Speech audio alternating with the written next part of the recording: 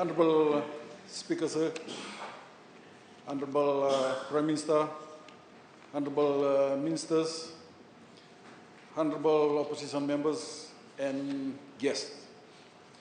It is with deep humility, honor, and appreciation to be elected as a Member of Parliament for Fiji and a representative or leader for all Fijians, and especially so for all Fijians in the Naitasiri province who made it possible for me to be in this august house and to be making this maiden speech.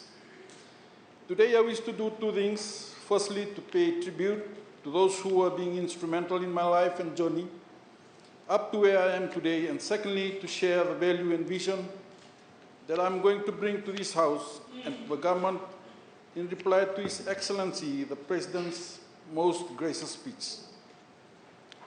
I begin with acknowledging Yeshua, my Lord and God, our Creator, who created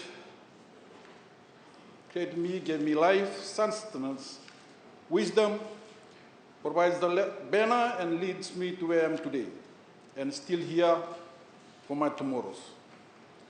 I wouldn't be here if there is no God, and I believe that leaders are from or of God, as He puts in place leaders and takes them away as well if they go astray.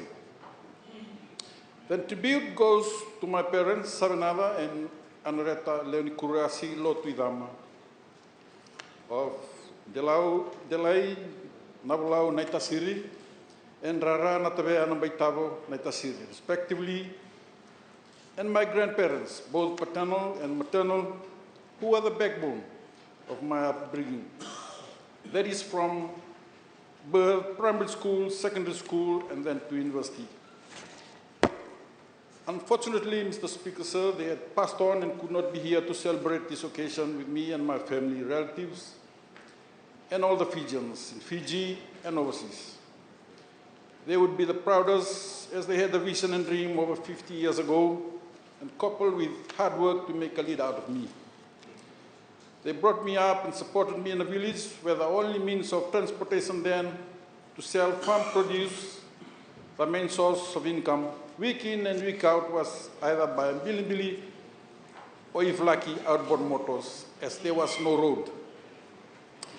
In addition, Mr. Speaker, sir, they inculcate in me saving and budgeting culture from such a young age to enable me to move around Suva during those school days without a lot of difficulties. That culture is still with me today with the addition of finance and investments, and I'm grateful and indebted to that upbringing. My school days from class 1 to class 6 was at Travuni District School in our village. It was one of the pioneer schools in Fiji in those days, and I'm indebted to our elders then, who thought fit to establish the school in the early 19th century. My secondary school days from Form 1 to Form 6 were spent at Ratuskuna Memorial School, and I stayed with 3 faithful guardians during those years. It's only proper that I name and pay tribute to them and their family for sharing their homes with me to stay and sleep, provide and share their food with me, and guide me to be a disciplined person during those study years away from my parents. Unfortunately, all of them had passed away. First is Nesteri from the Kuinuku, Saukasa Tailevu, who single-handedly looked after me with her own 3 children. Second is Unaya Raimua from Navalau Netasiri and his wife from Rewa. And Tavale Lisani from Korba to Netasiri and her husband from Malakati in Asawa. Mr. Speaker, sir, I wish to say that Ratuskuna Memorial School molded me in my school days. And from that first day I set foot in school in 1976 to when I came out, I was constantly reminded of Ratuskuna's legacy, his vision, his leadership work, his wisdom, and how God used him mightily to be a savior for Fiji during his lifetime against our colonial powers. I'm glad that the holiday to commemorate him will be brought back this year to Fiji, and also hope this government and the future ones will continue to assist and develop Ratuskuna in line with Ratuskuna's legacy and vision. I'm forever grateful and wish to acknowledge the work of the Christian faith leaders of my life, the Methodist Church, Apostle Gospel, Every Home, Christian Mission Fellowship, All Nation, Kingdom, and Assemblies of God churches. They were all involved in the upbringing of my life and my family's life and faith. Their unwavering faith in the gospel, teaching, and prayers continues to strengthen and direct the path for me, and I believe for the nation of Fiji. And I will urge them to continue their good work. Then there is the support, faith, nurturing provided, and experience gained during my work days from the management and supervisors at Fiji Development Bank, the then Colonial Mutual Life Assurance, Colonial National Bank, now Bank of South Pacific, Commonwealth Bank of Australia, Auckland Savings Bank, and Asana Holdings Limited. Names such as the late Lysenia Garce, former Prime Minister, former Minister Tom Whittlebony, Malakai Nyanga, Dave Robertson, Simon Swanson, and Mike Wells, and others I did not name here. They are part of my grooming, and I'm indebted to them for the faith and trust they placed in me while working under their leadership. My sincere appreciation goes out to my immediate family as well. My wife, Penueli, son, Shaya, and Dr. Grace, for the sacrifice they placed in me and allow me to strive for this leadership in Fiji. It was not easy. I had to leave most of my responsibility of a father to my wife, thanks to her day in and day out most of the time, and especially during my preparation time and campaign period. My daughter and son had to study without my supervision, and without a father figure, most of the time they endured and were able to move a step further in their studies. Tribute also goes to all my Fijian supporters in all the 16 tikinas and 91 villages in Naitasiri, the Naitasiri Provincial Council, and the Song Song of Agorama. I will remember all the chiefs, men, women, youths who gave their trust to me to be a leader in their midst. We Naitasirian have a strong sense of belonging, Mr. Speaker, sir, or togetherness. We are deeply proud of our heritage. We are a community knit together by family, hard work, and generosity.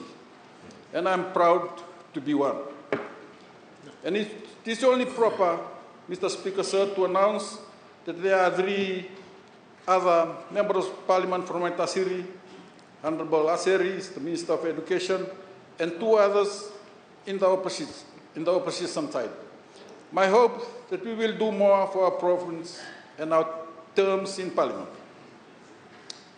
In addition, special tribute goes to all my agents and all the people during the campaign period from the north of Naitasiri, south, center, Winding areas, and south of Naitasiri. Your hard work, dedication, and support will not be forgotten. I'm indebted to you and will visit you in the not distant future if you can come to our village on 25th February 2023. Mr. Speaker, sir, I will not forget to mention my campaign team of Sakraya from Wainawanga, Uraya Tamaicho from Naiwadini, Rokosentiki Samuel Angoleva and Lemeki Tamaivilisi from Navalau, Turangani Obisa Pakadeangu from Sawani, Drika from Nakorsule, Tamaimilio from Nauluvatu, Waindina, Unaya from Waindra, and cousin Kenin the Queen Raketi. They were the crux or the center of my campaign operation and were with me from the start to the finishing line. They were the go-to guys with different skills and knowledge that assisted me to go wherever I went. They sacrificed their time to follow me almost every day and placed their utmost faith on me and pushing me saying there should be a leader not only for Fijians in Naitasiri, but to all the Fijians in Fiji. With that, I wish to acknowledge and thank their wives and their families for the support given to me. Mr. Speaker, sir, special thanks goes to the People's Alliance team from its then leader, my Tau Sitiwen Rambuka, who is now the Honorable Prime Minister, plus all the candidates who put their hands up to contest the 2022 general election, and all the volunteers who sacrificed their time and resources to show up and work for us, all the office bearers who made sure that there is compliance and governance all around, and a big thank you to all the supporters around Fiji and the whole world. The 2022 election was the most challenging one, but prevailed in the end with the hands of our Almighty God. Thank you so much, and I pray that we all be blessed in the days and years ahead.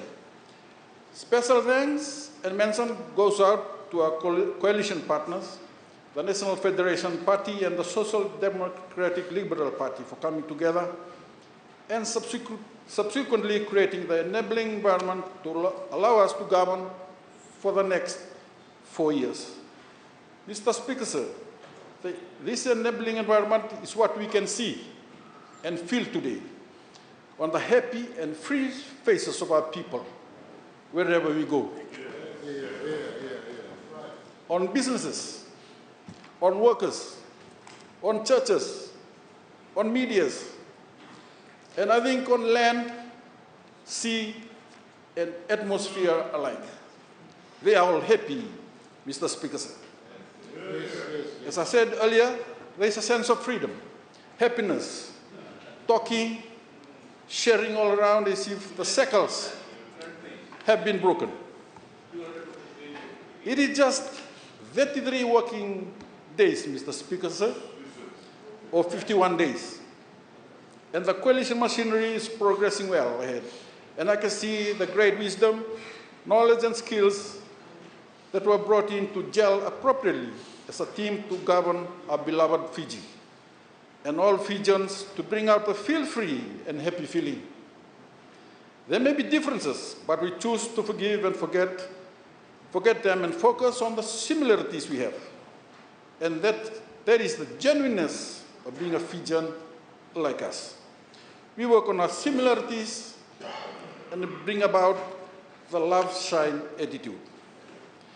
Mr. Speaker, sir, the second part of my speech is to share briefly the value and vision that I'm going to bring to this House and to government in reply to His Excellency, the President's most gracious speech.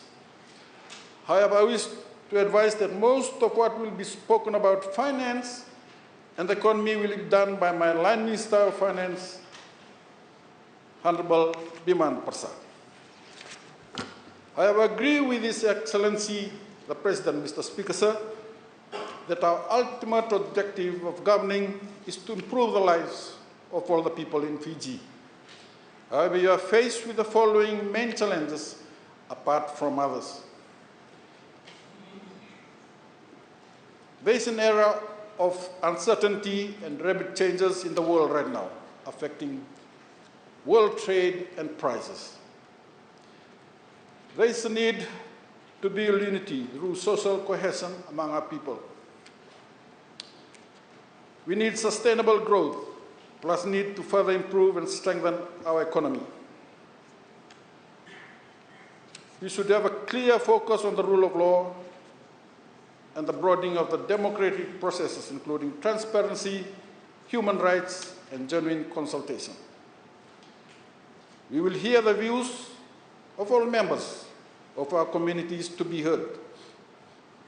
We will adhere to the doctrine of separation of power continuously, and we will work for greater efficiency and productivity from our civil service. However, Mr. Speaker, sir, I wish to say that Fiji is a strong nation, even though we are small, and I believe we can rise above challenges. We have a mixed sense of history over 200 years. Most significantly, we should acknowledge that some of our forefathers fathers, brothers, and now some sisters sacrificed their lives to participate and defend world nations in need during the First and Second World Wars, and also on peacekeeping duties in the Middle East. We should also acknowledge the role of the indentured laborers and church evangelists who came in to assist the development of our nation. The laborers' generation, the churches are here today, building our nations, and we should be proud of that history. Mr. Speaker, sir, I can also say that we are a prosperous nation with abundance of resources, such as land, sea, airspace, and the peaceful people. Though we may be lacking in funds, those resources are backbone in our quest for development, but we must develop them sustainably. Mr. Speaker, sir, we have gone through a number of governments since independence, and this new coalition government faces a daunting task of realigning the economy after 16 years of the Fiji First government. However, Mr. Speaker, sir, my view is that we should not sit and judge for too long, but encourage apologies for the past and foster reconciliations where true forgiveness is achieved whilst justice takes its course. In that way, we can all work together towards the common goal of improving the lives of all the people in Fiji. Back to our need to reform or realign our economy focusing on consolidation, knowing the challenges I mentioned before. Mr. Speaker, sir, reform is needed. However, we must proceed carefully, and I'm pleased to be a participant to my role in the Ministry of Finance and a member of Public Accounts Committee. Three major issues come to mind apart from others. We all know that our economy needs help to grow sustainably. We need the private sector to be encouraged to be the engine of growth, and we already started on that, Mr. Speaker, sir. Partnership will be strengthened with trade unions, civil society, and traditional organizations. That's already started as well, Mr. Speaker, sir. We will work towards reducing our heavy and continuous reliance on consumption, as it will drive imports and subsequently price as currently faced. In reverse psychology, we should increase the savings and investment rate for our people. Inflation was high, but tracking low now at around 3 to 4%. Hence manageable by one standard, and we need to keep it low. The second one is our national debt, which will be around 10 billion in July this year, 85% of the GDP. Plus guarantees, it will be around 11.8 billion, or around 100% of the GDP. We need to slow down the borrowing rate as it limits our borrowing gap for capital expenditure. But this is a challenge for us. We have to rein in unimportant expenditures and stop wastage. And that's what we've started, Mr. Speaker, sir. And this is where we need to work quickly and to see that funds are efficiently and effectively used to the betterment of all. From budgeted funds, grants, subsidies, projects, etc., including funds paid or supported given to government, statutory and corporate bodies. We have started on this, Mr. Speaker, sir, with two of our corporate bodies.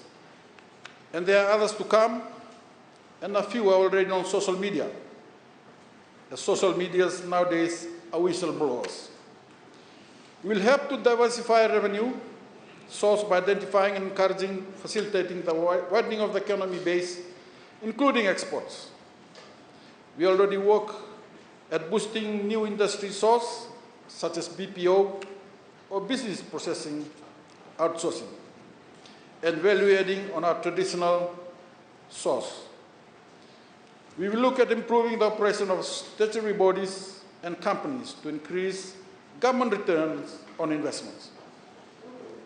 And the third important thing, Mr. Speaker, sir, is to reduce poverty level, especially rural poverty, from 2020 level of around 24.1%, or 208,021 individuals, and reduce unemployment rate.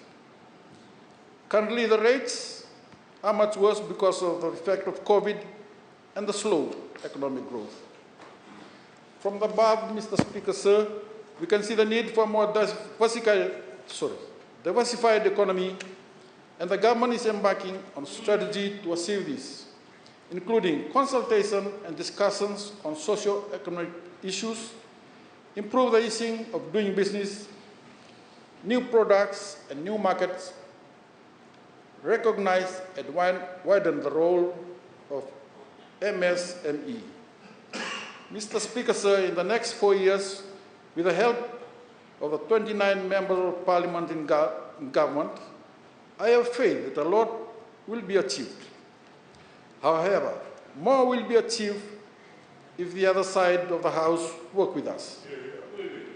And much, much more will be achieved with other stakeholders such as the private sector, trade unions, development partners, and traditional institutions do buy in. In conclusion, Mr. Speaker, sir, I do have a dream, as well as the dream of my fellow government parliamentarians, and vision that with the leadership of our God and Lord on this new government, brighter days ahead of us. May God bless and guide us all on behalf of those who sent us here, and God bless our beloved Fiji. Thank you, Mr. Speaker, sir.